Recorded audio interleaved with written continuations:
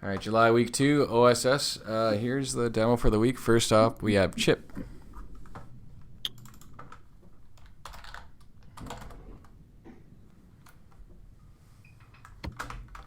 All right. So in the docs, we have code snippets all over the place, and it's typically in a switch block like this where we have Python and Groovy together. Oh, hold Uh, on a sec. Are you? It looks frozen to me. I don't see your screen. Does that ever? hmm. Oh, there we go. I see Okay. a screen. Yeah. Okay. Now it's gone. Sorry. All right. You want me to just charge ahead? Well, no, it's frozen again. What the hell? Maybe it's just me, because you guys don't have a problem, eh? But I'm the one recording, so. Let me just. All right. Let me see. Chip is presenting. Okay, that looks good. All right. Yeah. All right. You want me to start? Yep. Go ahead. All right. Okay. So in the docs, we have these markdown files, and within them there are code blocks, and there are tons of these. So what I've done is I've created a piece of code here that goes through and extracts all of the code blocks from the documentation, and will produce test suites for both Python and Groovy. And with this, you can run each code block individually, or you can group them into test sets. You can do things like indicate if you expect there to be an exception. So, if we have code that we know fails, we can get around that. You can also mark blocks as things to not be tested.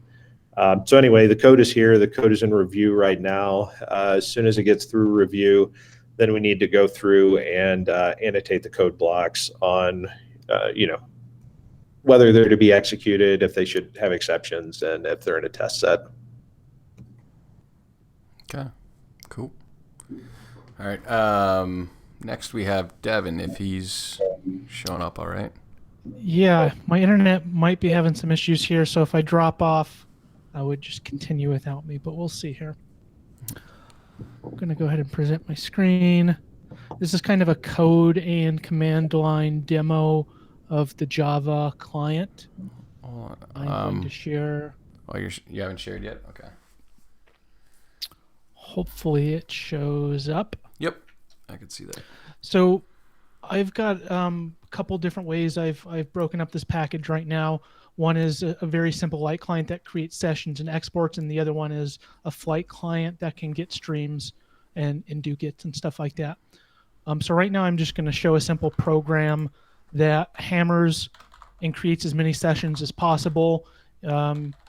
Basically, we will open them and then close them as fast as possible, given some parameters that we want.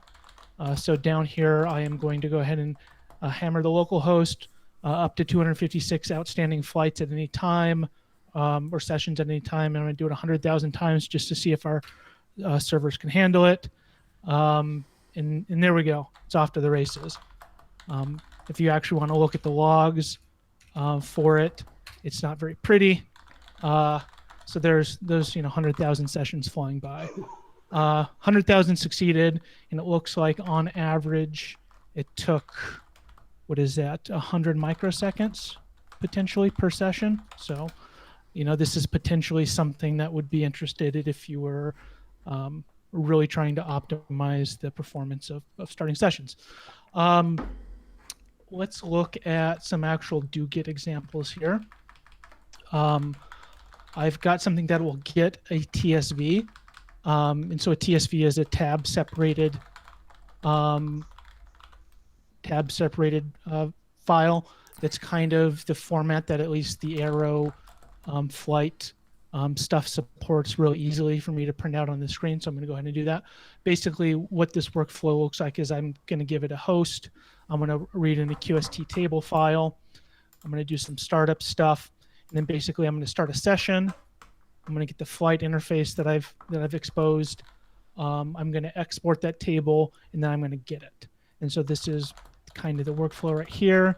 And then I'm going to print out the schema, print out the contents, and then print out the time. So if I do a git tsv, I'm doing a different host just because do git needs some slightly different code right now on the server side. Hold on, sorry, Devin. I don't mean to interrupt, but it looks like video's froze for me. Do you think you could? Oh, there it goes. Okay, keep going. Maybe it's okay. So this is a large aggregation QST. It's 1 billion rows. Right now, it's printing out some Aeroflight stuff. This is, I forget exactly what it should tell us here pretty shortly what it was, but I think it's averages and sums and standard deviations and stuff like that over 1 billion rows. I could probably, there we go.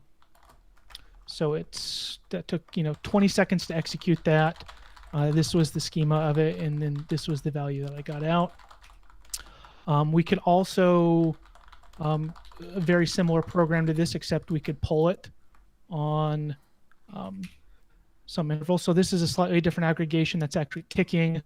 Let's say I want to fetch it every 5 seconds, and I want to fetch it 5 times. So go ahead and run that. So there's our first one. Here's our schema again. Here's our output values, and there it is again. You'll notice the first time it takes about 4 seconds. That's because it's doing a lot of sums and computations in the background. And you can see the data is changing, but in the further cases, we're just getting an already computed value. So it's really fast to get. I can run that again just so we can see it taking real time here. Every 5 seconds. I'll make it a little bit more interesting. I'll do every 1 second. I'll do it 10 times. Mm-hmm. All right, so it's ticking right there. It's not ticking. I mean, we're getting it and pulling it, but you get the idea. So that is the demo. Okay, cool. Lots of benchmarking and performance testing. Jiangfeng, I think you had something for us. All right. Cool. Can you see my screen? Yep. So over the last few weeks, I basically created this client-side Python package called, I named it Python Deephaven. Maybe Deephaven is a better name. But anyways, we're looking at 2 of my unit test programs. The first one, let's look at this one first. The first one is just to test all the table operations, and you can see that we can, from the session, we can create timetable, we can do update and all that. But you can also take snapshot of a timetable, similar to what Devin just demoed. This is the most interesting one. So here I have a Python script.